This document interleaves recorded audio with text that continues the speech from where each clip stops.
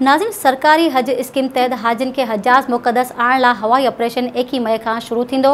मज़हबी मामलनि वारे वज़ारत फ्लाइट शेड्यूल जारी करे छॾियो आहे। मज़हबी मामलनि वारी वज़ारत जे तर्जुमान मूजिबि इस्लामाबाद, लाहौर ऐं कराची खां पहिरीं हज उॾाम 21 मई ते रवानी थींदी। पहिरीं हज उॾाम सियालकोट खां 22 मई, मुल्तान खां 23 मई ऐं कोटिया खां 24 मई ते रवानी थींदी। पहिरीं हज उॾाम रहीम यार ख़ान खां 6 जून ऐं सखर खां 7 जून ते रवानी थींदी। पाकिस्तान मां आख़िरी हज परवाज़ूं 20 जून ते रवानियूं थींदियूं। मज़हबी मामलनि वारे वज़ारत जे तर्जुमान मूजिबि ज़ाइरनि खे वेबसाइट ऐं SMS ज़रिए परवाज़नि बाबति आगाह कयो पियो वञे। ज़ाइरनि जे कंपनियुनि में दिमाग़ी बुख़ार, फ्लोर ऐं पोलियो खां बचाव वारी वैक्सीनेशन अॼु खां शुरू थी वई आहे। NCOC हज कंपनियुनि में मुफ़्त कोरोना वैक्सीन काउंटर क़ाइमु करे छॾिया आहिनि। हज अदा करण बैदि वापसी जूं उॾामियूं 4 जुलाई खां शुरू थींदियूं।